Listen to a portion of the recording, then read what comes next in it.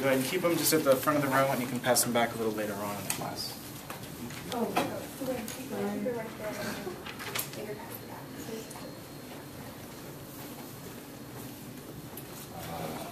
Okay, I'm Josh. I'm in this 102 course, and before I get started about my topic, something's wrong. Something's kind of awkward, probably particularly for these people right in this region. Can somebody tell me what's going on? Go ahead. You're like in their bubble. I'm in their bubble, Exactly. exactly. Okay, so my topic for the course was Proxemics. Okay, you guys can go ahead and flip those over and turn them back. Proxemics is the study of measurable distances between people as they interact. So everybody that you talk to, that you interact with, whether it's in person or through some kind of other channel, you've got some kind of distance between you. That distance, depending on your relationship, will vary. Okay. My three topics that I went, or my three papers I went over, were very interesting. The first one, okay, location stamps and text messaging. So Bob texts you. It says Bob texts you at what up, dude, at 4:15 p.m. Right?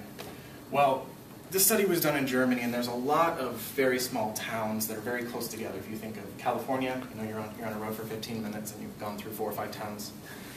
The researchers wanted to see if they could increase a feeling of co-presence by adding a location stamp. So co-presence is the feeling you get from communicating with someone relative to your distance. So right now, we've got a pretty good feeling of co-presence. I've got my presenter distance, and you've got your audience distance, but at the same time, there's a feeling of people in the room, right? And different channels of communication have different aspects of this. So this is a very high feeling of co-presence, and you think of the very opposite end of the spectrum, snail mail, with the stamp. We don't really do anymore. That's probably, it's pretty foreign, right? You don't feel anybody at the other end of that. So what they did is they set up a survey with text messages and had people rate the text messages with the timestamps based on the feeling of co-presence, okay? This number down here, 22. 22 is the percent of people that felt that the text messages with the location stamp increased the feeling of co-presence, okay? 23 said, I don't really care, whatever. What was interesting to me is 55% said they didn't like it and they don't ever want to see it again. They do not want their location stamped on their text messages. This connects to interpersonal communication and computer-mediated communication because it shows that the channels that we choose are relative to our relationship with that person. So even though you may be texting that person, or you may be texting them because you don't want Dr. Pillion to catch you texting them and you can't talk on the phone, but other times you have a phone in your hand. You could have a more active communication with them if you chose to, but you chose this channel. The second paper I went over, it was kind of sad. It's pediatric cancer procedures. So parents get a lot of information thrown at them when they find out their kids have cancer, and they have to go through all these really painful procedures. Is anyone in medicine or going into medicine? Okay, so some of these procedures are lumbar punctures, where they take a needle and they right into your spine to suck out some of the fluid. It's horrible. So the researchers did some coding to figure out distances that in these situations, and what they did is they set up the timeline as before the procedure, during the painful aspect of the procedure, and post-procedure. They recorded the procedures and analyzed the faces of the nurses, the children, and the parents to figure out when the parent was closer, how that affected the stress levels of people within the situation. So when the parent was very close to the child at the beginning, they showed that the stress level of the child decreased. At the end, they showed that the stress level of the child decreased as well. But the interesting thing was, during the actual painful part of the procedure, the closer the parent was with the child, there was no increase in stress relief. The only thing that they found was that the stress level of the nurse just went through the roof when the parent was really close to the child. And you can imagine, it's high pressure, you don't want to hurt the kid, the parent's there.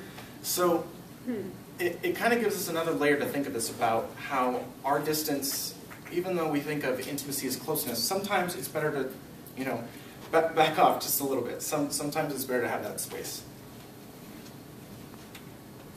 The third topic I went over, or the third paper I read, I thought was really interesting.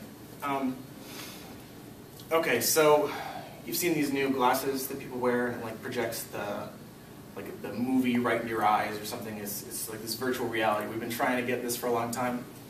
these scientists did this, and they found a bunch of students and put these headsets on them, covered their whole head, their ears, everything.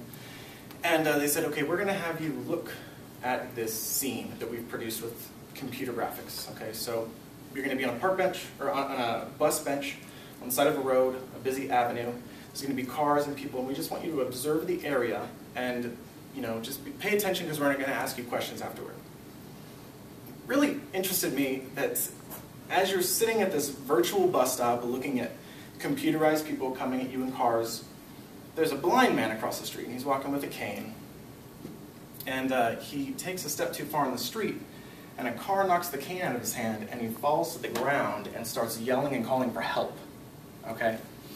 They shut off the simulation, and they had recorded the people during it. And what they did was they measured the amount the people moved towards the figure in their mind and through their physical bodies to show that people, even if it's a computerized person, we have compassion and we want to physically move towards people to help them. The thing that was really valuable about this, if you've read a lot of these studies, sometimes the experiments are just bad. There's too many variables, they can't figure it out, there's too many confounding things. And using this type of technology to study interpersonal communication, since we've realized that, you know, we interact with computerized people almost the same as we do with real life people, can help reduce a lot of these variables so that we get more accurate results within our experiments. Okay? So the final thought is a lot of these things can come together to really help you in your proxemic studies, and just being thoughtful and mindful of how the space that you put between, or that you close between yourself and others, really represents your relationships with them. Any questions? Okay, so on this last one, what did they find? People... They found that, they found that 46% of people, even though they were aware it was a virtual simulation, still from their seat they were positioned out with the headset on, they still got up and tried to move. Okay. Because they wanted to help this person. Help the fake blind person. The fake blind person. Thank you.